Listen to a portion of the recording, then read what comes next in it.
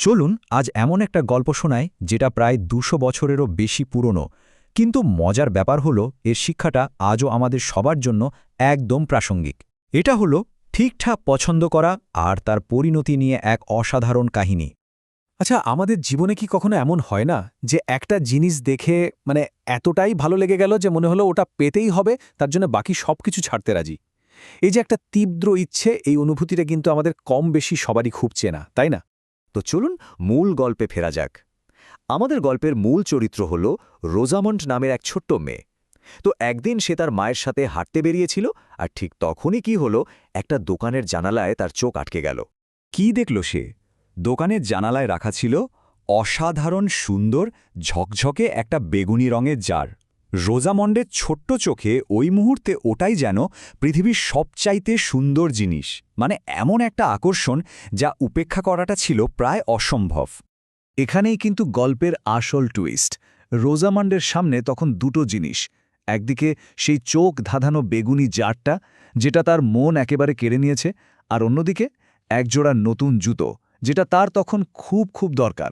বলতে পারেন এটা আসলে আমাদের সবার জীবনেরই একটা লড়াই, যা আমরা চাই আর যা আমাদের সত্যি প্রয়োজন, এই দুটোর মধ্যে একটাকে বেছে নেওয়ার লড়াই।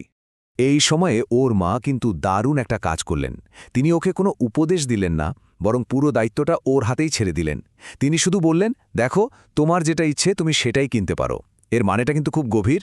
মানে সিদ্ধান্ত নেওয়ার স্বাধীনতা তোমার, কিন্তু সেই সিদ্ধান্তের ফল ভালো হোক বা খারাপ, সেটাও কিন্তু তোমাকেই মেনে নিতে হবে। আর এরপরই এলো সেই আসল মুহূর্তটা। ভাবুন তো রোজামন্ডের মনের অবস্থা। ভেতরে তখন রীতিমতো ঝড় চলছে। একদিকে দরকারি জুতো আর অন্যদিকে ওই সুন্দর জারটা। কি করবে সে? শেষ পর্যন্ত যা হওয়ার তাই হলো, ইচ্ছারই জয় হলো। হ্যাঁ, রোজামন্ড ওই বেগুনি জারটাই বেছে নিল। আর কি তার আনন্দ! খুশিতে সে তখন আত্মহারা। সে মনে মনে কত কিছু ভেবে ফেলেছে। এই সুন্দর জারটা দিয়ে সে ফুলদানি বানাবে, তার পড়ার টেবিলে সাজিয়ে রাখবে, মানে উত্তেজনার শেষ নেই। কিন্তু এই আনন্দটা বেশিক্ষণ টিকল না। গল্পের মোড়টা একদম নাটকীয়ভাবে ঘুরে গেল ঠিক এখানেই। বাড়ি ফেরার পরেই এমন এক সত্যি সামনে এলো যা রোজামন্ড স্বপ্নেও ভাবতে পারেনি। বাড়িতে ফিরেই ও আর তর সইতে পারছিল না। অধীর আগ্রহে জারের ভেতরের ওই বেগুনি তরলটা ঢেলে ফেলল। ভাবল খালি জারটা দেখতে না জানি আরও কত সুন্দর হবে। কিন্তু ভেতরের জিনিসটা বেরিয়ে আসার পর ও যা দেখল, তার জন্য ও একটুও প্রস্তুত ছিল না। এটাই ছিল আসল সত্যিটা। যেটাকে ও এত সুন্দর বেগুনি জার ভাবছিল, সেটা আসলে বেগুনি রঙের ছিলই না। ওটা ছিল একদম সাধারণ স্বচ্ছ কাচের একটা বোতল। আর ভেতরের ওই দুর্গন্ধওয়ালা কালো রঙের তরলটার জন্যই ওটাকে বাইরে থেকে অত সুন্দর দেখাচ্ছিল। ভাবুন একবার, রোজামন্ডের সব আনন্দ, সব কল্পনা যেন এক মুহূর্তে ভেঙে চুরমার হয়ে গেল। একটা ছোট্ট ভুল সিদ্ধান্ত, কিন্তু তার ফল হলো সুদূর প্রসারী। দেখুন কি হলো। যে জারটাকে ও অমূল্য ভাবছিল, সেটা এখন একটা সাধারণ অকেজো কাচের বোতল ছাড়া আর কিছুই না। ওদিকে ওর পুরনো জুতোজোড়াও ছিঁড়ে গেছে, ফলে এখন হাঁটা চলাই দায়। আর সবচেয়ে বড় আফসোসটা কি জানেন? ওর পরিবারের সাথে কাচের কারখানা দেখতে যাওয়ার সুযোগটা হারালো। কারণ জুতো কেনার টাকা তো ওই জারের পেছনেই শেষ। তো এই ছোট্ট গল্পটা থেকে আমরা আসলে কি শিখতে পারি? কেন এত বছর পরেও এই কাহিনীটা আমাদের সবার জন্য এত গুরুত্বপূর্ণ? চলুন এবার সেই বিষয়টা একটু তলিয়ে দেখা যাক। জানেন কি, এই গল্পটা প্রথম লেখা হয়েছিল সেই ১৮০১ সালে। লেখক ছিলেন মারিয়া এজওয়ার্থ। ভাবা যায়, ২০০ বছরেরও বেশি সময় ধরে এই ছোট্ট গল্পটা মানুষকে ঠিকঠাকভাবে বিচার বিবেচনা করে সিদ্ধান্ত নিতে শিখিয়ে আসছে।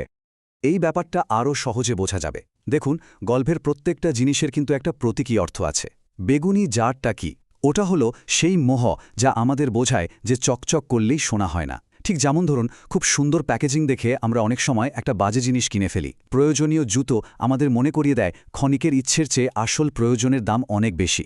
যেমন ধরুন, মাসের জরুরি বিল না দিয়ে একটা দামি গ্যাজেট কিনে ফেলা। আর কাচের কারখানা দেখতে না পারা, ওটা হলো সেই আফসোস যা হুট করে নেওয়া ভুল সিদ্ধান্তের পর আমাদের তাড়া করে বেড়ায়। তাহলে সব মিলিয়ে মূল কথাটা কি দাঁড়ালো? গল্পটা কিন্তু আসলে একটা জার বা একজোড়া জুতোকে নিয়ে নয়। এর আসল শিক্ষা হল যে কোনো জিনিসের বাইরের চাকচিক্যের আগালে তার আসল রূপটা দেখতে শেখা, আর মাথা ঠান্ডা রেখে বিচার বিবেচনা করে জীবনের ছোট বড় সিদ্ধান্তগুলো নেওয়া। এই আলোচনাটা শেষ করার আগে চলুন সবাই মিলে একটা প্রশ্ন নিয়ে ভাবি। আমাদের নিজেদের জীবনে এই বেগুনি জার কোনটা? মানে এমন কি জিনিস বা ইচ্ছে আছে যা আমাদের খুব আকর্ষণ করে কিন্তু যার ভেতরের আসল সত্যিটা হয়তো আমরা জেনে শুনেও এড়িয়ে যাই? প্রশ্নটা কিন্তু ভাবার মতো।